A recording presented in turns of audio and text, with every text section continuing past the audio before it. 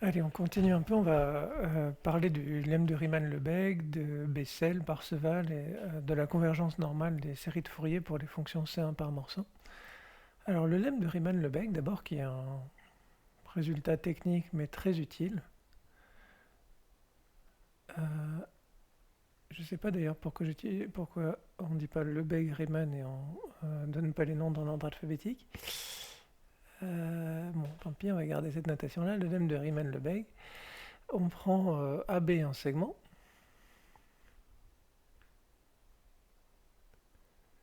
Et on prend f une fonction de AB dans C, qui est seulement supposée continue par morceau.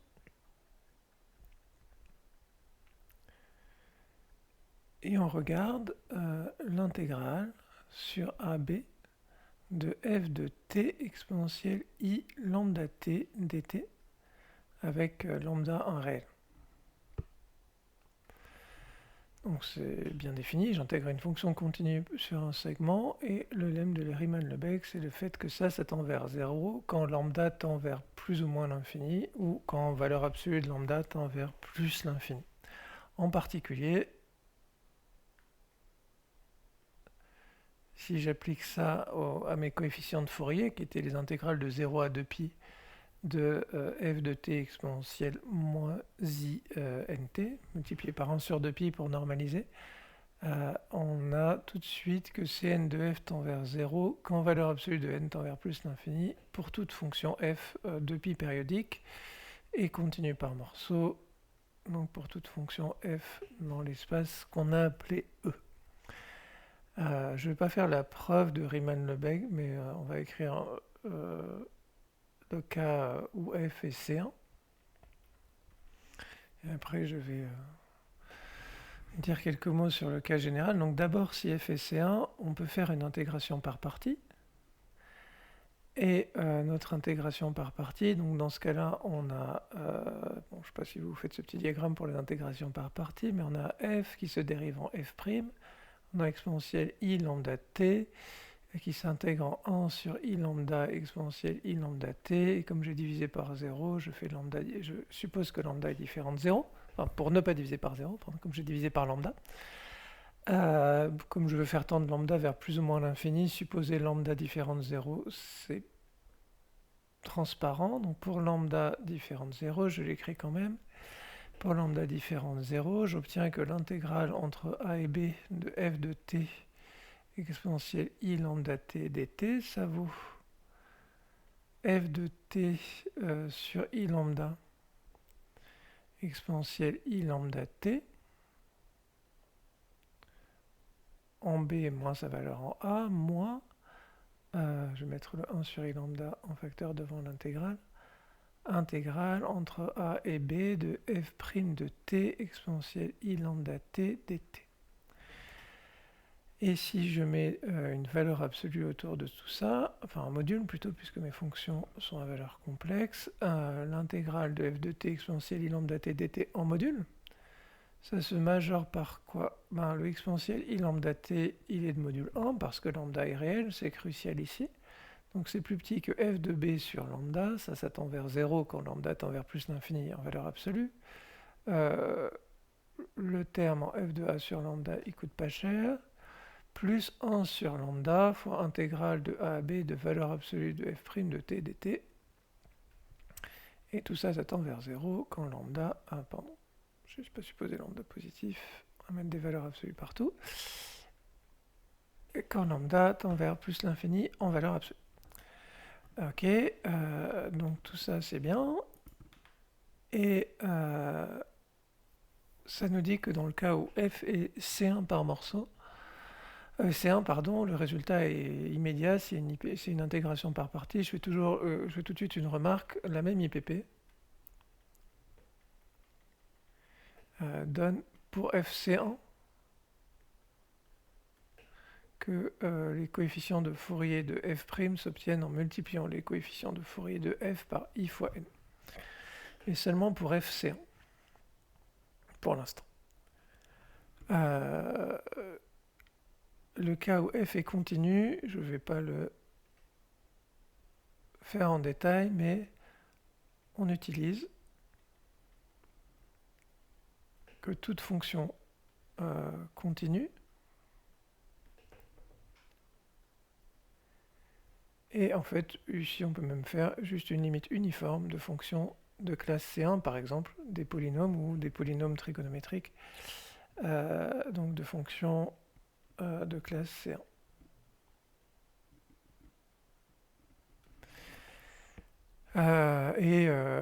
On fait un petit argument pour obtenir le résultat. Si f et g sont très proches, alors les intégrales qui apparaissent ici pour f et pour g sont très proches l'une de l'autre. Donc si les intégrales pour g tendent vers 0 quand lambda tend vers l'infini, il en va de même pour f. Donc il y a un petit découpage avec des epsilon que je ne fais pas. Et le cas où f est continu par morceaux, ben, on découpe. On utilise le cas où f est continu et la relation de Schall. Pourquoi? Parce que l'intégrale de f entre a et b, elle s'écrit comme on prend une subdivision adaptée au fait que f soit continu par morceau. On écrit l'intégrale de a à b comme la somme des intégrales sur ai à ai plus 1, des intégrales de ai à ai plus 1 de f de t exponentielle i lambda t. Sur chaque ai à i plus 1, f coïncide avec une fonction qui se prolonge sur le segment ai à i plus 1 en une fonction continue. On applique le résultat sur ce segment-là et on met tout ça ensemble. Et donc on a le lemme de Riemann-Lebesgue et le même type d'argument donne que si f, un truc important, qui est que si f est continu, la même intégration par partie plus Schall, et la continuité est cruciale pour éliminer les termes qui apparaissent quand on fait Schall. Si f est continu plus C1 par morceau, alors la fonction f' est continue par morceau. On peut regarder ces fonctions, ces coefficients de Fourier, et Cn de f', c'est in Cn de f pour tout n dans Z. Mais pour ça, il faut supposer la dérivée peut avoir des points de discontinuité, mais il faut quand même qu'elle ait une limite à droite et une limite à gauche en tout point de discontinuité. Par contre, il faut vraiment supposer que f soit continu, sinon le résultat ici est faux en général, mais c'est très important ce truc-là. Ok, donc en particulier, on sait maintenant que les coefficients de Fourier tendent vers 0 quand n tend vers plus l'infini en valeur absolue. Alors, maintenant qu'on a établi que les coefficients de Fourier tendent vers 0, on va pouvoir même montrer que si f est continu et C1 par morceau, alors sa série de Fourier converge normalement vers f. Mais avant ça, quelque chose que j'aurais peut-être dû dire avant, enfin que j'aurais pu dire déjà avant, on a, toujours pour f continu par morceau, et grand N dans grand N, on a que la norme de f2 au carré, c'est la norme de Sn de f, donc de la série de Fourier au carré, plus la norme de f moins Sn de f 2 au carré. Alors, dans le cas, puisque moi je ne veux pas parler d'espace L2, je suis obligé de faire un peu des circonlocutions ici. Si on suppose f continu, ça vient des propriétés de la projection sur un sous-espace fermé. C'est une projection, Sn de f, c'est une projection orthogonale, donc f moins le projeté est orthogonal à l'espace des polynômes trigonométriques qui contient S grand N de f. Donc essentiellement, c'est le théorème de Pythagore qui nous dit que f s'écrit, la norme de f au carré s'écrit comme la norme de f sur le projeté plus la norme de f sur l'orthogonal. Enfin, la norme du projeté de f sur l'orthogonal. Si f est continu par morceau, il faut faire un argument de passage à la limite pour déduire que ce résultat-là est vrai, et ça, on a dit que ça tendait vers 0, quand grand N tendait vers plus l'infini. Alors, on déduit deux choses de ça. D'une part, on déduit que pour tout n dans Z, pour tout grand N peut-être dans Z, la somme pour n égale moins grand N jusqu'à grand N, c'est quoi la norme de Sn de f au carré? Sn, c'est la somme des Cn de f fois les En qui forment une base orthogonale. Donc ce truc-là, c'est les coefficients de Fourier en module au carré. Ça, c'est la norme de Sn de f. Bon, je vais peut-être utiliser ce joli petit crayon pour dire que ça, c'est la norme de Sn de f. Ben, ça, c'est plus petit que la norme de f au carré. Ça, c'est ce qu'on appelle l'inégalité de Bessel.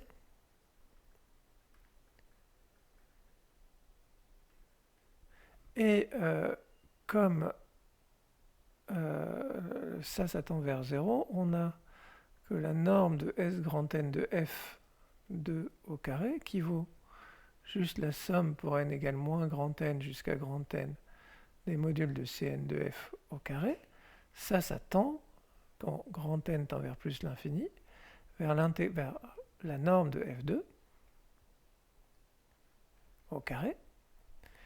Et ça, c'est exactement dire que... Alors ça, c'est une somme de nombres positifs, donc là, il n'y a pas d'ambiguïté sur ce que je veux dire. C'est la somme pour n dans z des modules de Cn de f au carré, qui est la limite de cette suite de sommes partielles, mais qui est aussi juste là le sub des sommes sur les parties finies, donc vous pouvez sommer comme vous voulez, dans l'ordre que vous voulez. Tant que vous comptez tous les entiers, vous obtiendrez le même résultat. Ici, c'est une somme à terme positif. Est égal à, c'était quoi la norme de f2? On avait mis un 1 sur 2pi pour normaliser, 1 sur 2pi intégrale entre 0 à 2pi et 2pi de f de t au carré dt, et ça c'est ce qu'on appelle, j'aurais dû écrire Bessel en rouge aussi mais j'ai oublié, c'est ce qu'on appelle l'égalité de Parseval. Ok. Donc ça c'est évidemment très important, ce truc-là, c'est fondamental sur les séries de Fourier, ça sert souvent à calculer des sommes de séries. Ok. Hop. Eh bien, et maintenant pour finir cette vidéo qui va être assez courte, donc on a vu pour l'instant que les coefficients de Fourier tendent vers 0, et même ici, pour une fonction continue par morceau, on a que la somme des carrés des coefficients et convergent, ce qui redémontre que les coefficients de Fourier tendent vers 0, mais Riemann-Lebesgue, ça sera utile plus tard pour d'autres démonstrations. Et maintenant, si on regarde si f est continu et C1 par morceau, peut-être une remarque d'abord. Une remarque, c'est que du coup, si f est continu, et Cn de f égale à 0 pour tout n dans z, alors, à cause de Parseval, f est égal à 0, puisque l'intégrale, la norme de f2 au carré vaut 0. Du coup, si f, g sont continus, et Cn de f égale Cn de g pour tout n, alors f égale g, parce que Cn de f moins g, c'est Cn de f moins Cn de g. Et attention, ça, on a vraiment besoin de supposer que f et g sont continus, sinon on obtient juste une égalité presque partout. L'intégrale de f moins g de t au carré dt vaut 0, ça veut dire que f moins g égale 0 presque partout, mais il pourrait tout à fait arriver que f soit nul partout sauf au multiple de 2pi par exemple. Et dans ce cas-là, ce qu'on voit dans la série de Fourier, c'est juste la série nulle. Ok? Donc ça c'est important, c'est l'unicité des coefficients de Fourier. Pour les fonctions continues, si les coefficients sont égaux, alors les fonctions sont égales, et plus généralement pour les fonctions continues par morceau, si les coefficients de Fourier sont égaux, alors les fonctions sont égales presque partout. Pour des fonctions continues par morceau, ça veut dire que les fonctions sont égales, sauf en un nombre fini de points, là où il y a des discontinuités, peut-être qu'elles ne sont pas d'accord. Ok, et maintenant, qu'est-ce qui se passe quand je regarde si f est continu et C1 par morceau, donc là on a vraiment besoin de ces deux hypothèses. Si f est à la fois continu et C1 par morceau, on peut regarder l'application qui a x associe, on peut essayer de regarder la série de fonctions bon, je vais peut-être l'écrire comme ça. On se pose la question de la convergence uniforme, de ma série de Fourier.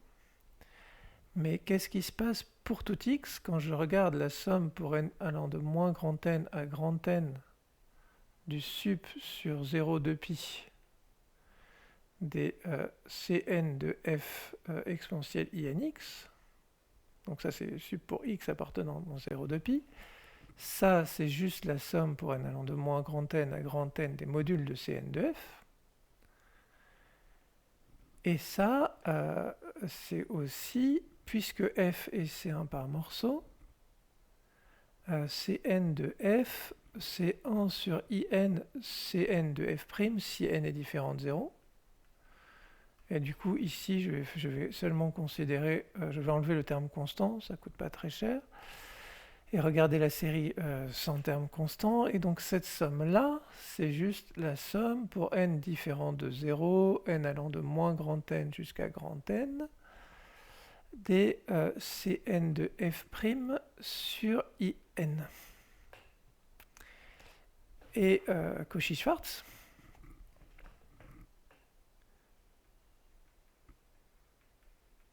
Cauchy-Schwarz me dit quoi? Me dit que quand je regarde la somme pour n allant de moins grand n jusqu'à grand n des modules de Cn de f, toujours pour n différent de 0, c'est plus petit que la racine de la somme pour n égale moins grand n jusqu'à grand n des Cn de f' en module au carré.